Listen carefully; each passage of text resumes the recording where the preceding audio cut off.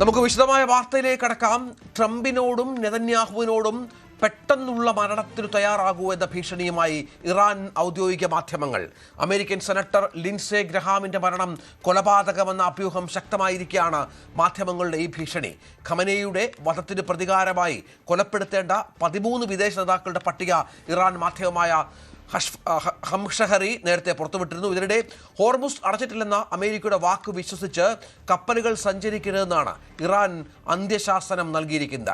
V Vinod ഏറ്റവും പുതിയ വിവരങ്ങളുമായി ചേരും. വിനോദ്, കഴിഞ്ഞ ദിവസമാണ് ഈ 13 നേതാക്കൾ, അതിൽ ട്രംപ് പെടും, നെതന്യാഹു ഉണ്ട്, മെലോണി ഉണ്ട്, ഇവരടക്കം 13ഓളം നേതാക്കളുടെ ലിസ്റ്റ് ഇറാൻ പുറത്തുവിട്ടത്. തങ്ങൾ ശത്രുപക്ഷത്ത് നിർത്തിയിരിക്കുന്ന, അതായത് അമേരിക്കയെ പിന്തുണയ്ക്കുന്ന രാഷ്ട്രത്തലവന്മാരുടെ പേരുകളാണ്. അതിന് പിന്നാലെയാണ് ഈ സെനറ്ററുടെ മരണം റിപ്പോർട്ട് ചെയ്യപ്പെട്ടത്. അതുമായി ബന്ധപ്പെട്ട് നിരവധി അഭ്യൂഹങ്ങളുണ്ട്. ഇപ്പോൾ കാര്യങ്ങൾ കൂടുതൽ കടുപ്പിക്കുന്നത് ഇറാന്റെ ഔദ്യോഗിക മാധ്യമങ്ങൾ തന്നെയാണ്.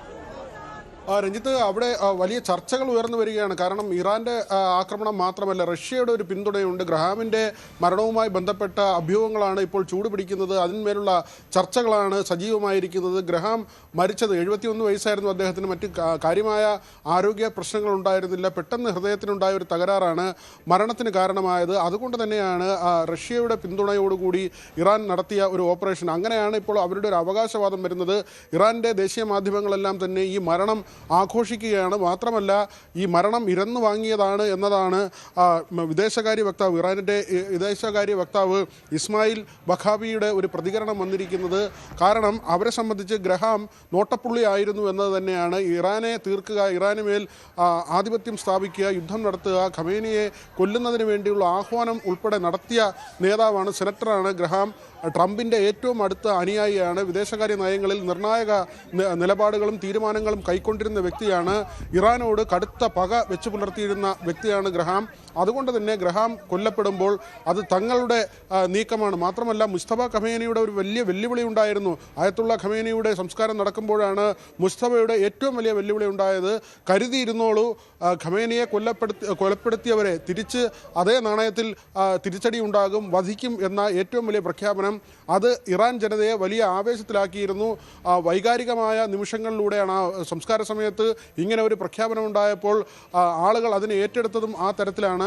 മാത്രമല്ല, ഈ സമാധാന കരാറുമായി ബന്ധപ്പെട്ട് മുന്നോട്ട് പോകുമ്പോൾ പ്രസിഡന്റ് പെസഷ്കിയാനും വിദേശകാര്യമന്ത്രി അബ്ബാസ് അരഗ്ജിയുമാണ് ഈ സമാധാന കരാറിന് വേണ്ടിയുള്ള ചില നീക്കങ്ങൾ നടത്തിയത്. പക്ഷേ തീരുമാനങ്ങൾ ഏകപക്ഷീയമാണ്. ആ തീരുമാനങ്ങൾക്കൊപ്പം ഈ ഇരു നേതാക്കളും നിൽക്കുന്നു എന്നൊരു വാദം ഉയർന്നു വന്നു. മാത്രമല്ല, ഇറാൻ ഭരണകൂടത്തിൻ്റെ നിയന്ത്രണം പൂർണ്ണമായും മുസ്തഫ ഖമേനി, അദ്ദേഹം ഒളിവിലാണെങ്കിൽ പോലും അദ്ദേഹത്തിൻ്റെ കൈകളിലേക്ക് വരികയും അവിടുത്തെ തീവ്ര ഗ്രൂപ്പുകൾ ഹോർമൂസിൽ ഉൾപ്പെടെ ആക്രമണം നടത്തുകയും ചെയ്തു. ഇപ്പോൾ ഈ ചർച്ചയുമായി ബന്ധപ്പെട്ട് രംഗത്ത് വന്നിട്ടുള്ള നേതാക്കൾക്കൊന്നും തന്നെ ഇതുമായി ഒരു വിവരവും ഉണ്ടായിരുന്നില്ല. അതുകൊണ്ട് തന്നെ ഈ ഇറാന്റെ ഔദ്യോഗിക മാധ്യമമാണല്ലോ വിനോദ്, ഈ ഹംഷഹരി എന്ന് പറയുന്ന മാധ്യമം, അതിൽ മുൻ പേജിലാണ് ട്രംപ് ഇങ്ങനെ തലകുനിച്ചിരിക്കുന്ന ചിത്രവും ഒക്കെയായി ബന്ധപ്പെട്ട്, അതിനോട് ചേർന്ന ചിത്രവുമായി ബന്ധപ്പെട്ട് വാർത്ത പ്രസിദ്ധീകരിച്ചിരിക്കുന്നത്.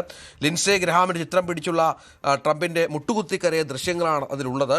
ഇതിൽ US പ്രതിരോധ സെക്രട്ടറി പീറ്റ് ഹെക്സത്തുണ്ട്, ഇസ്രായേൽ പ്രധാനമന്ത്രിയുണ്ട്, മറ്റൊരു ഇറാൻ പത്രമായ വതനി എംറൂസ് ഗ്രഹാമിനെ മരണത്തിൻ്റെ വ്യാപാരി എന്ന് വിശേഷിപ്പിക്കുന്നു. ഇപ്പോഴത്തെ പുതിയ സാഹചര്യങ്ങളിൽ പരസ്പര ആക്രമണങ്ങൾക്കിടയിലാണ്. നമുക്കറിയാം, അവിടുത്തെ പരമോന്നതാവിൻ്റെ സംസ്കാര ചടങ്ങിലും ജനങ്ങളുടെ മുദ്രാവാക്യം വിളി മുഴുവൻ ട്രംപിനെതിരെയായിരുന്നു. ട്രംപിൻ്റെ സംസ്കാരമടക്കം അവർ പ്രതീകാത്മകമായി അവിടെ നടത്തി. അങ്ങനെ ഈ വിഷയത്തിനൊരു പരിഹാരം അകലെയും തരത്തിലാണ് ഇപ്പോൾ കാര്യങ്ങൾ. പരസ്പര പോർവിളിയും അവിടുത്തെ വികാരവും ഒക്കെ മുന്നോട്ട് പോകുന്നത്.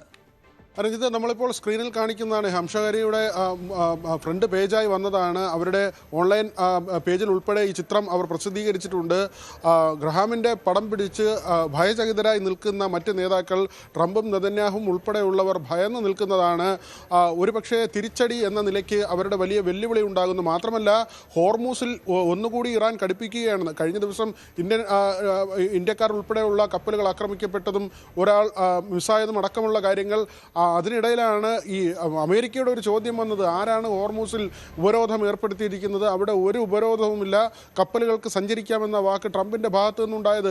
അതിനുള്ള പ്രതികരണം കൂടി ഇറാൻ്റെ ഭാഗത്തു നിന്ന് വരികയാണ്. കപ്പലുകൾ അങ്ങനെ സഞ്ചരിച്ചാൽ വലിയ വില നൽകേണ്ടി വരും, പ്രത്യാഘാതം അത് വലുതായിരിക്കും എന്ന തരത്തിലുള്ള ഭീഷണി കൂടി കപ്പലുകൾക്ക് നേരെ ഇറാൻ്റെ ഭാഗത്തു നിന്ന് വരുന്നു. അവിടെ ഏതെങ്കിലും രാജ്യത്തിൻ്റെ സൗഹൃദ രാജ്യമെന്നൊരു പരിഗണന പോലും നൽകില്ല എന്ന ഒരു നിലപാടിലേക്ക്, കടുത്ത നിലപാടിലേക്ക് ഇറാൻ പോവുകയാണ്. അവിടെയാണ് ഹോർമൂസിൽ വീണ്ടും സംഘർഷം കനക്കുമോ, എണ്ണവില ഉൾപ്പെടെ ഉയരുമോ എന്ന സംശയം വരുന്നത്. മാത്രമല്ല, ക്രൂഡിന് ബാരലിന് $68 ആയിരുന്നത് ഇപ്പോൾ അത് 73 പോവുകയാണ്. അതായത് എണ്ണവില ക്രമാനുഗതമായി ഉയരുന്നുണ്ട്. ഈ ഒരു സാഹചര്യം തന്നെയാണ് ഇന്ത്യ അടക്കമുള്ള രാജ്യങ്ങൾ പലപ്പോഴും ആശങ്കയായി കാണുന്നത്. നമുക്കറിയാം, പാചകവാതകത്തിൻ്റെയും പെട്രോളിൻ്റെയും ഒക്കെ തന്നെ വില വർദ്ധിപ്പിക്കുന്ന നിലയിലേക്ക് കാര്യങ്ങൾ എത്തിയത്. അതിൽ ഒരു ശമനമുണ്ടാകുന്നു എന്നൊരു തോന്നലുണ്ടായിരുന്നു. പക്ഷേ ഇപ്പോൾ കാര്യങ്ങൾ കൈവിട്ട് പോകുന്നു. ഒരുപക്ഷേ തുറന്ന യുദ്ധത്തിലേക്ക് പോകാൻ നേതാക്കളെ പരസ്പരം വെല്ലുവിളിക്കുന്ന തരത്തിൽ, നേതാക്കൾക്കപ്പുറത്തേക്ക് ഈ രാജ്യങ്ങളിലെ മാധ്യമങ്ങൾ പോലും ഈ രംഗത്തിറങ്ങുന്നു, ആളുകളെ അങ്ങനെ ഉത്തേജിപ്പിക്കുന്നു. ആ തരത്തിൽ വലിയ സംഘർഷത്തിൻ്റെ സാഹചര്യം ഉടലെടുക്കുന്ന ഒരു ഘട്ടമാണ് രഞ്ജിത്ത്. തീർച്ചയായും അതാണ് സാഹചര്യം. ഏതായാലും വലിയ വെല്ലുവിളി പ്രധാനപ്പെട്ട നേതാക്കൾക്കെതിരെ ഇറാന്റെ ഔദ്യോഗിക മാധ്യമങ്ങൾക്ക് നടത്തുന്നു എന്നുള്ളതാണ് പ്രധാനപ്പെട്ട വിവരം.